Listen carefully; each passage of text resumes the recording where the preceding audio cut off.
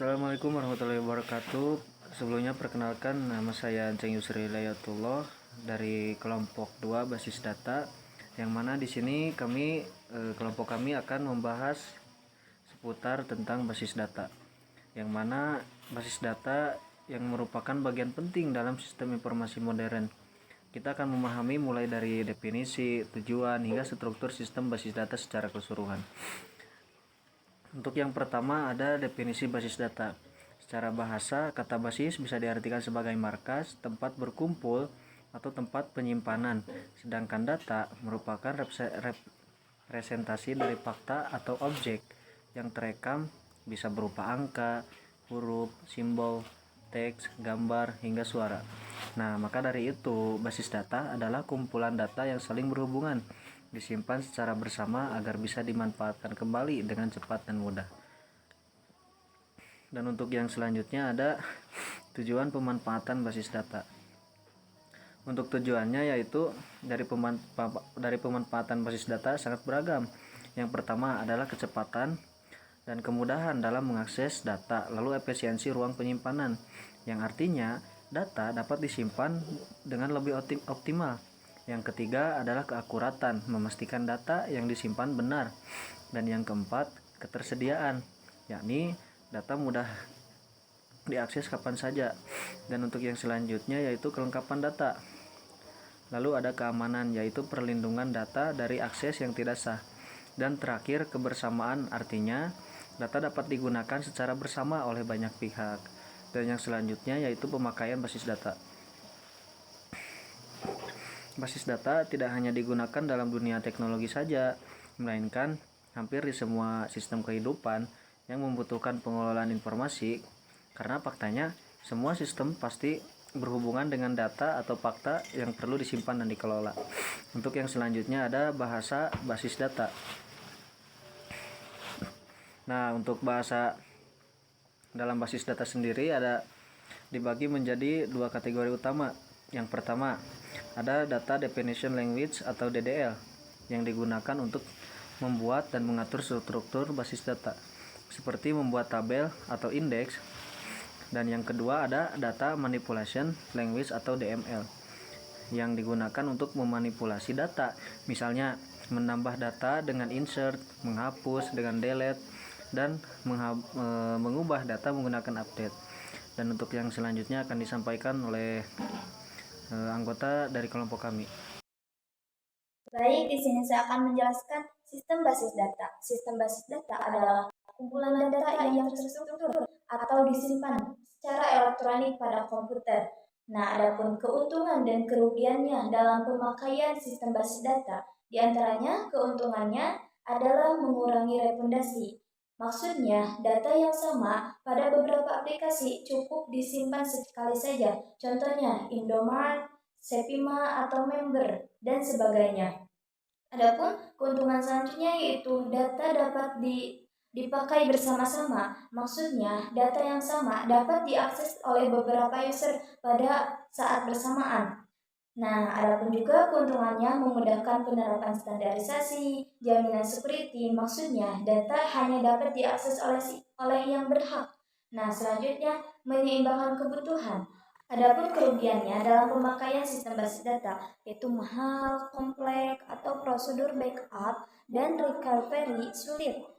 Nah, di dalam sistem basis data ini ada istilah-istilah dasar. Yang pertama ada entitas. Entitas ini adalah sekumpulan objek yang mempunyai karakteristik sama dan bisa dibedakan dari yang lainnya.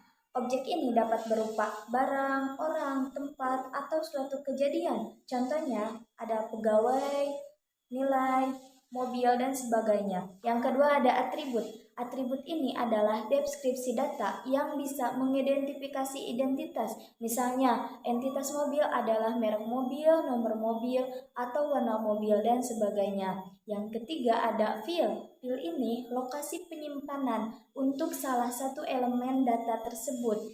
Yang keempat ada record. Record ini adalah kumpulan dari field yang berhubungan satu sama lain. Nah, record ini ukuran record bisa dinyatakan dalam byte. Adapun juga jenis record menurut panjangnya, yaitu fixed length record. Maksudnya, semua pil di record mempunyai panjang yang tetap, namun mempunyai kelebihan dan kekurangannya. Di antaranya kelebihannya adalah tidak rumit dalam pemrogramannya, namun dalam kekurangannya yaitu harus disediakan ukuran terbesar yang diperlukan. Nah, yang selanjutnya jenis record adalah variable length record. Maksudnya, pil-pil di record mempunyai panjang yang berbeda-beda, namun mempunyai kekurangannya yaitu rumit dalam pemrogramannya. Namun kelebihannya adalah hemat tempat. Nah, dalam record ini ada record view. Record view ini terbagi menjadi an external view atau bisa disebut juga logical record. Maksudnya bentuk record yang terlihat oleh user. Nah, adapun juga internal view atau bisa disebut juga physical record. Maksudnya bentuk record secara fisik di dalam media penyimpanan. Selanjutnya yang kelima ada file. File ini adalah kumpulan dari record yang menggambarkan himpunan entitas. Nah, dalam file ini, file diletakkan di penyimpanan sekunder. Nah, adapun juga karakteristik umum file yaitu yang pertama ada persistence atau bertahan lama, yaitu kemampuan untuk dapat diakses di masa datang. Yang kedua ada shareability, yaitu dapat digunakan bersama oleh beragam pemakaian dan program. Yang ketiga ada size, maksudnya file mempunyai ukuran yang relatif besar. Adapun juga operasi pada file atau berkas, yang pertama berdasarkan model proses. Ada batch itu suatu proses yang dilakukan secara kelompok. Adapun juga iteratif. Iteratif ini adalah suatu proses yang dilakukan satu persatu atau record per record. Adapun juga berdasarkan model operasi. Yang pertama ada create. Create ini maksudnya pembuatan berkas yang cara membuat struktur berkas lebih dahulu. Kemudian record dibuat ke dalam format atau berkas tersebut. Nah, yang kedua ada update. Update ini maksudnya pengubahan isi dari berkas diperlukan untuk menjaga berkas tetap update atau diperbaharui. Ada tiga bagian dalam proses update. Yang pertama ada insert, maksudnya penyisipan atau penambahan record. Yang kedua ada modif. Modif ini yaitu memperbaiki file. Yang ketiga ada delete, yaitu penghapusan record. Ada juga retrieval. Retrieval ini maksudnya pengaksesan sebuah file atau berkas untuk tujuan mendapatkan informasi. Menurut ada tidaknya persyaratan, retrieval dibagi menjadi beberapa. Yang pertama ada comprehensive retrieval. Maksudnya proses mendapatkan informasi dari sebuah record dalam berkas. Contohnya dispel all, list nama alamat. Yang kedua ada selective retrieval. Nah, maksudnya mendapatkan informasi dari record-record tertentu berdasarkan persyaratan tertentu. Contohnya list for program study. Nah, list untuk program study, contohnya IF atau informatika. Nah, adapun juga maintenance atau perubahan yang dibuat terhadap berkas dengan tujuan memperbaiki program dalam mengakses berkas tersebut. Ada dua cara, yaitu yang pertama refactoring atau perubahan struktur berkas, misalnya panjang pil diubah atau penambahan pil baru. Yang kedua ada reorganizing, maksudnya perubahan organisasi berkas dari organisasi yang satu menjadi organisasi berkas lain. Contohnya dari langsung atau direct menjadi sekuensial, yaitu berurutan. Yang keenam, dalam istilah-istilah dasar, yaitu ada basis data. Basis data ini adalah kumpulan pil yang digunakan oleh program aplikasi serta membentuk hubungan tertentu di antara record-record di file-file tersebut. Selanjutnya yang ketujuh ada key. Key adalah elemen record yang dipakai untuk menemukan record tersebut pada waktu akses. Nah, jenis-jenis key ini banyak ya. Yang pertama ada primary key. Primary key ini adalah file yang mengidentifikasi sebuah record dalam file dan bersifat unik. Yang kedua ada secondary key. Secondary key ini sama dengan primary key namun tidak bersifat unik. Yang ketiga ada candidate key. Candidate key ini adalah pil-pil yang bisa dipilih atau dipakai menjadi primary key. Selanjutnya ada composite key. Maksudnya primary key yang dibentuk dari beberapa pil.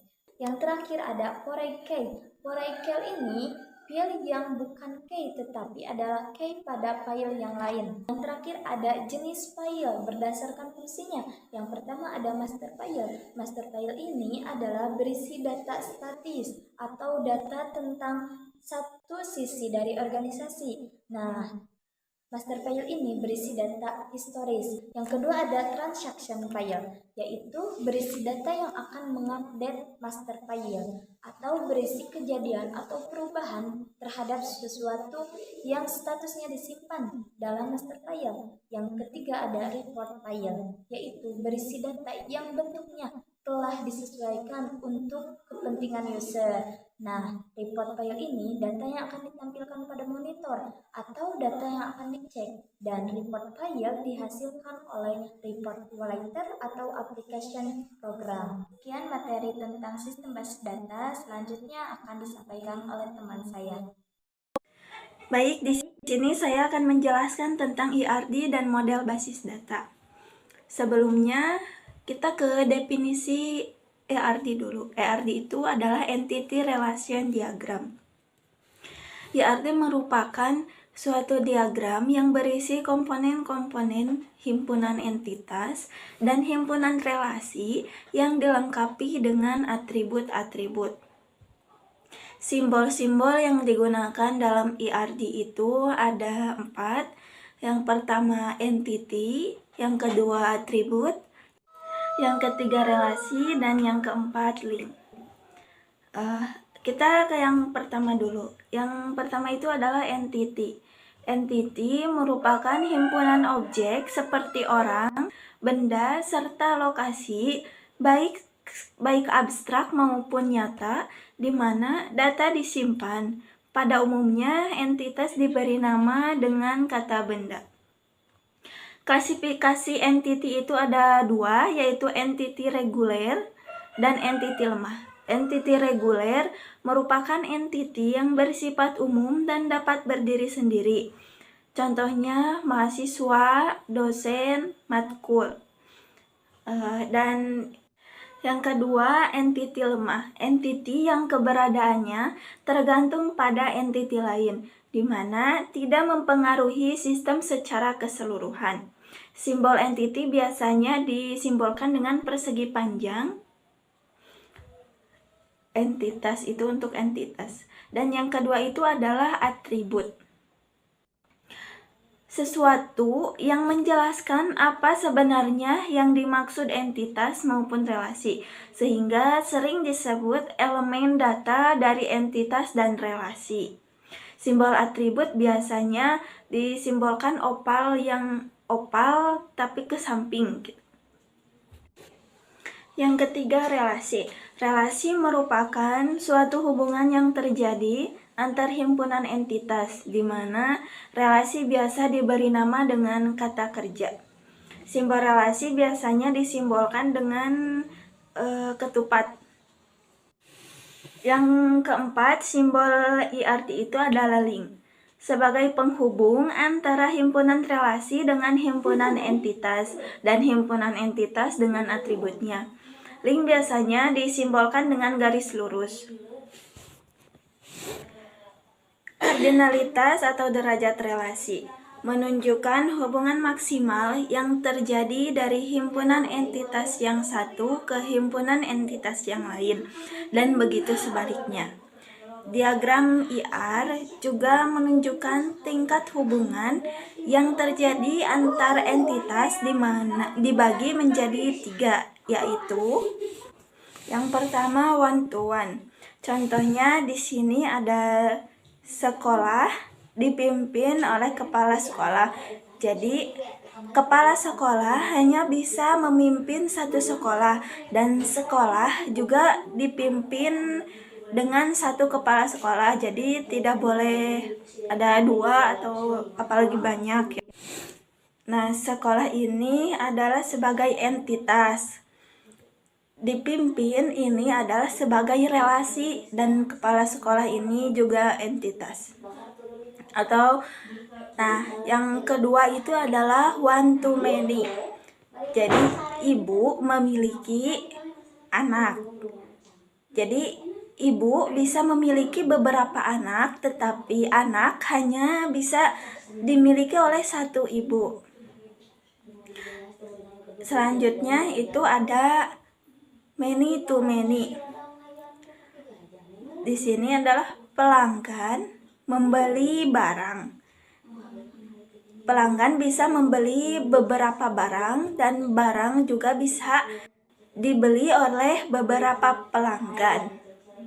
Nah, ini pelanggan ini disebut entitas, membelinya ini adalah relasi, barang ini juga entitas.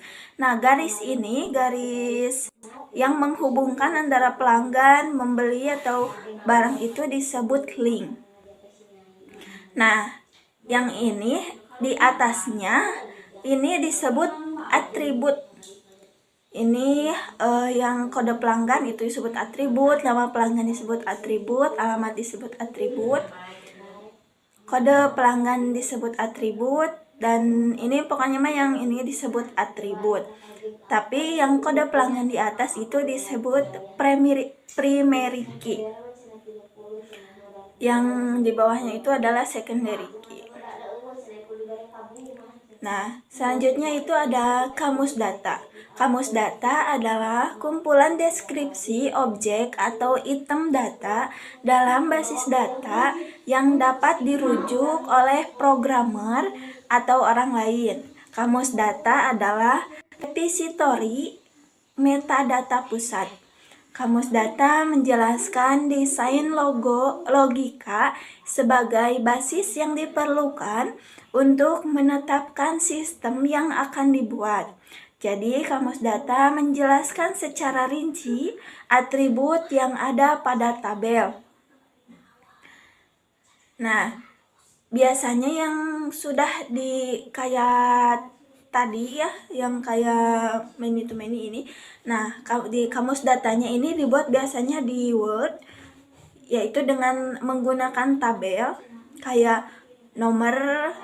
Ini contohnya ada nomor 1, 2, 3 dan nama file, kode pelanggan, nama pelanggan, alamat pelanggan.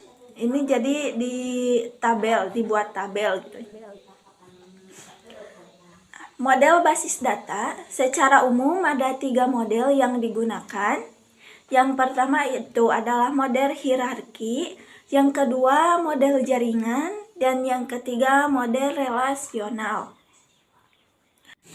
Model hierarki itu kayak hubungan logik dalam basis data dalam bentuk hubungan bertingkat, yaitu node paling tinggi itu disebut root. Terus node dengan level lebih tinggi disebut parent, sedangkan lebih rendah disebut child. Parent bisa mempunyai satu child atau lebih, tapi child hanya mempunyai satu parent. Kardinalitasnya one to many atau one to one. Cocok untuk katalog ataupun struktur organisasi. Yang kedua itu adalah model jaringan. Seperti halnya pada hierarki model, network model dideskripsikan ke dalam struktur parent dan child. Tetapi sebuah child dalam model ini dapat mempunyai lebih dari satu parent. Kardinalitas itu one to many, atau many to many. Dan untuk model Assalamualaikum warahmatullahi wabarakatuh. Sebelumnya terima kasih kepada Bapak dosen yang telah memberikan kami kesempatan untuk menjelaskan materi-materi yang selama membahas materi-materi beberapa pertemuan ini. Nah, kali ini saya akan membahas materi tentang basis data, relasional, dan normalisasi. Apa itu relasional? Relasional adalah suatu model database yang terdiri dari beberapa tabel berdimensi 2 yang disebut relasi atau tabel dengan masing-masing relasi yang tersusun atas tupel atau baris dan atribut atau kolom. Untuk menggambarkan sebuah database disebut juga Relational Database Management System atau ringkasannya RDBMS.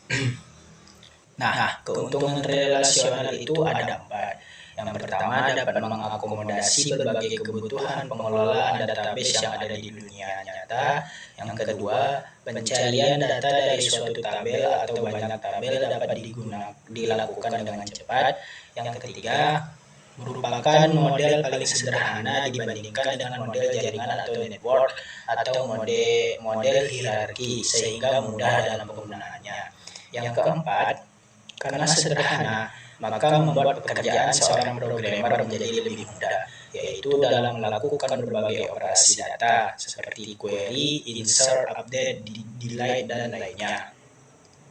Nah, untuk perbedaan istilah itu yang pertama di R model itu ada entity, kalau di relational model ada relasi, sedangkan di database adalah tabel. Dan tradisional programmer adalah file. Terus yang kedua ada entity instance, di relational model itu namanya tuple, yang database namanya row, tradisional programmer namanya record. Di ER model itu namanya atribut, kalau di relational model namanya atribut, di database namanya column, di tradisional programmer namanya field. Di model itu namanya identifier, di relational model itu key, di database itu key, di traditional programmer itu key atau link. Nah, terminologi model relational database itu berisi banyak tabel. Yang kedua, tabel merupakan struktur dasar penyimpanan. Yang ketiga, tabel memiliki semua data yang diperlukan. Nah, untuk relational integrity rules itu adalah sekelompok aturan dalam RDBMS yang harus dipatuhi dalam pembuatan database agar database tersebut dapat bermanfaat sebagaimana mestinya. Yang pertama adalah null. Null ini adalah nilai sebuah atribut yang tidak diketahui atau tidak ada pada sebuah tuple dalam tabel relasi. Terus fungsinya mempresentasikan nilai untuk atribut yang tidak diketahui atau tidak digunakan atau tidak tersedia untuk suatu tuple. Yang kedua, berkaitan dengan ketidaklengkapan atau pengecualian data representasi, tidak adanya suatu nilai dan tidak sama nilainya dengan nol atau spasi. Nah, yang kedua, entity integrity adalah sebuah peraturan integritas menyatakan bahwa setiap tabel relasi harus mempunyai sebuah primary key dan atribut atau sekumpulan atribut yang dipilih sebagai primary key harus mempunyai nilai dan nilainya harus unik dan tidak nol. Yang ketiga, referential integrity adalah sebuah peraturan integritas yang menyatakan bahwa setiap atribut sebuah tabel relasi yang menunjuk ke tabel relasi lainnya harus merupakan hubungan yang valid.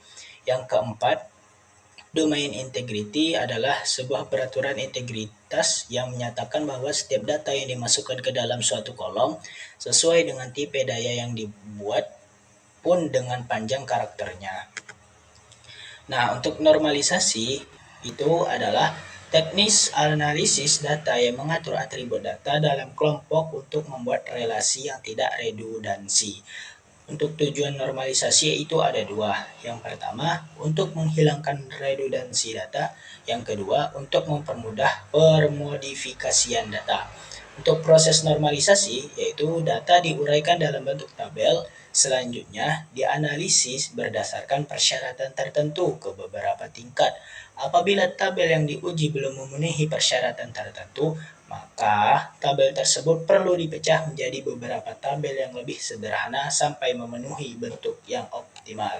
Itulah beberapa tentang basis data relasional dan normalisasi.